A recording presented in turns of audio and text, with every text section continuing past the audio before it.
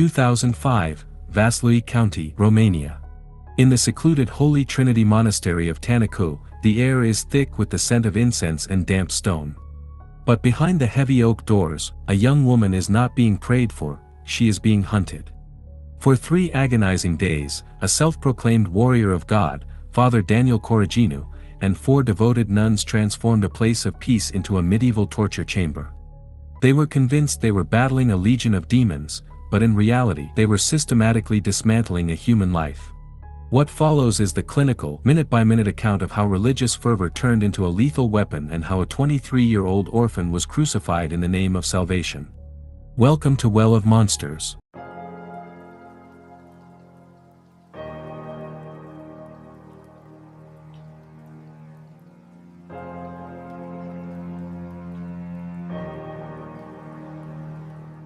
Maricica Irina Cornici was a woman whose life had been defined by silence and abandonment. Raised in a brutal, state-run orphanage during the fallout of the communist era, she had never known a stable home. By 2005, she had finally managed to escape her past, working as a nanny in Germany and saving money for a future. In April, she returned to Romania to visit a childhood friend who had taken her vows at the Tanacu Monastery. Exhausted by the world, Irina sought refuge in the monastery's isolation. She donated her life savings to the church and decided to stay as a novice. However, the extreme quiet and the rigid, paranoid atmosphere of Tanacu began to pull at the seams of her fragile mental health. She began to suffer from auditory hallucinations and violent mood swings.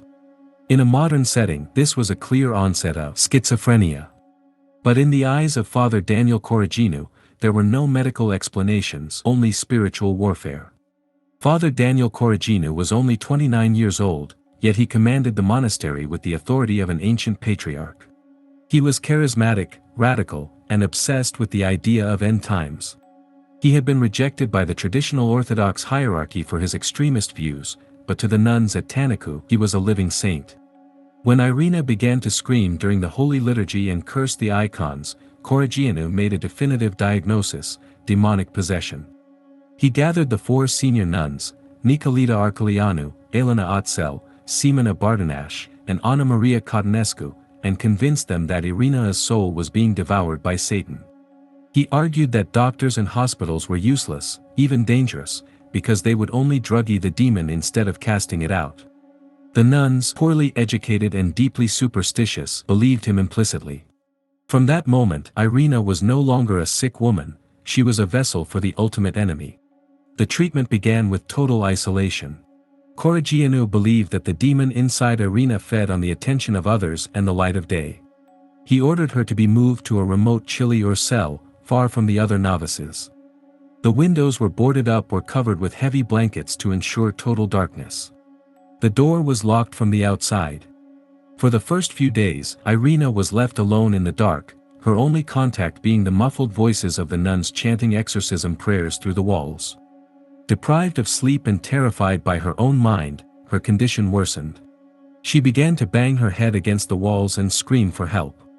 Every sound she made was recorded by the nuns as evidence of the demon's increasing rage. They weren't ignoring her suffering, they were documenting it as part of a holy battle. By mid-June, Irina's psychological state had spiraled into physical violence. During her crises, she would claw at the nuns and attempt to flee the monastery. Corogeanu decided that spiritual binding required physical restraint. He ordered the nuns to obtain heavy iron chains and industrial padlocks. They bound her hands behind her back and chained her ankles together. The chains were not adjusted for comfort. They were tightened until they bit into her flesh. Irina was forced to stay on a thin, dirty mattress on the floor. She was denied solid food, as Corogeanu claimed that fasting was the only way to starve the devil. She was given only holy water to drink.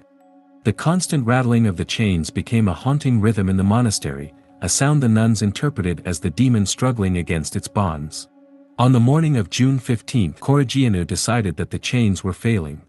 The demon, he claimed, was too strong for iron. He ordered the construction of a makeshift cross. This was not a polished religious symbol, it was made from rough-hewn lumber, likely taken from the monastery's construction supplies. It was a functional restraint device designed for a human body. The priest and the 4 nuns entered Irina's darkened cell. Despite her frantic primal resistance, the 5 of them managed to overpower her. They laid her body across the wooden beams. Instead of nails, they used thick ropes to lash her torso, arms, and legs to the wood.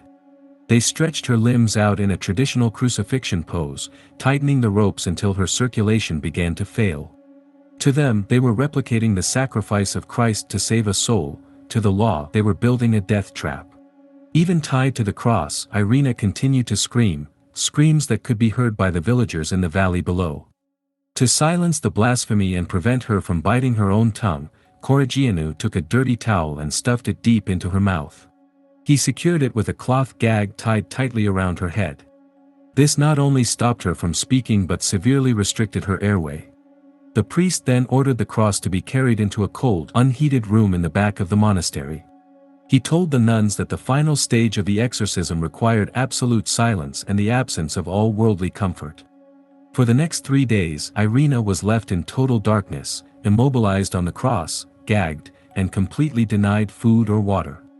She was left to face the demons alone, while the priest went back to his daily chores.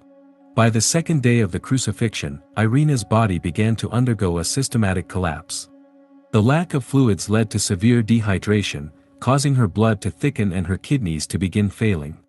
Because she was tied in an upright, rigid position, she began to suffer from orthostatic hypotension. Her heart struggled to pump blood against gravity to her brain.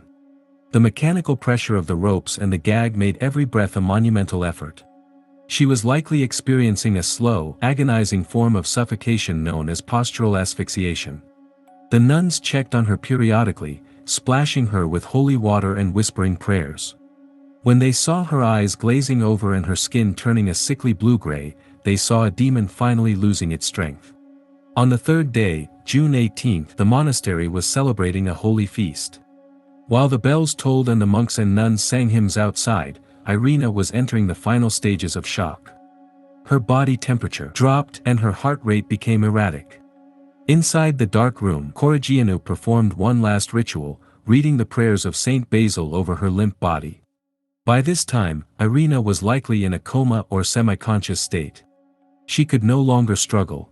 The demons had been silenced, but only because the human host was expiring. Even at this point, with death written on her face, the priest refused to allow any medical intervention. He believed that calling a doctor now would break the seal of the exorcism and allow the demon to win. It was only when Irina's body became completely cold and unresponsive that one of the nuns finally broke under the pressure and called for an ambulance. When the paramedics arrived at the Tanacu monastery, they were blocked at the gates by monks who didn't want them to interfere. Eventually, they were led to the back room. The scene they found was something from the 15th century. A skeletal woman, gagged and chained to a wooden cross, her limbs swollen and purple.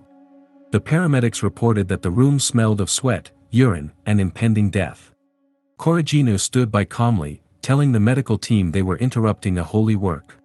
The paramedics had to use scissors and knives to cut the ropes that had literally begun to fuse with Irina's skin. Irina Cornici was pronounced dead shortly after being placed in the ambulance. The autopsy conducted at the Vaslui morgue was a catalogue of horrors. It confirmed she had died of mechanical asphyxiation, severe dehydration, and exhaustion. There were bruises over her entire body, and the marks from the chains and ropes were deep and permanent. The most chilling finding was the official cause of death, a massive heart attack triggered by the extreme physical and mental stress of her 72-hour ordeal. The forensic experts stated that no human, especially one already suffering from a psychological breakdown, could have survived such a sustained assault on the nervous system. The demons Corogeanu fought were simply the biological responses of a body trying to stay alive while being tortured. The arrest of Father Corogeanu and the 4 nuns sent shockwaves through Romania and the Vatican. The trial was a media circus. Corogeanu remained defiant, wearing his priestly robes and clutching a cross in the courtroom. He argued that he followed the holy canons and that Irina's death was actually a success because her soul had been cleansed before she died. In 2007, the court delivered its verdict. Daniel Corogeanu was sentenced to 7 years in prison. The Mother Superior, Nicolita Arcolianu, received 6 years, and the other 3 nuns received 5 years each. The Romanian Orthodox Church eventually excommunicated them and closed the monastery, but the sentences were seen by many as too light for the level of cruelty involved. Today, the hill of Tanacu is a place of pilgrimage for some and a site of shame for others. The wooden cross Irina died on was burned, and the monastery has been repurposed, but the stain of 2005 remains. Maricica Irina Cornici's life was a cycle of abandonment, first by her family, then by the state, and finally by the very institution that promised her eternal peace. Her death forced the Orthodox Church to implement strict new rules regarding exorcisms, requiring a doctor's presence and psychological evaluations. But for Irina, these changes came too late. Her story serves as a terrifying reminder that the most dangerous monsters are not those that hide in the dark, but those who believe they are standing in the light. Subscribe and ring the bell if you want to keep descending into the darkest corners of human reality with me. Take care. I'll see you at the bottom of the well.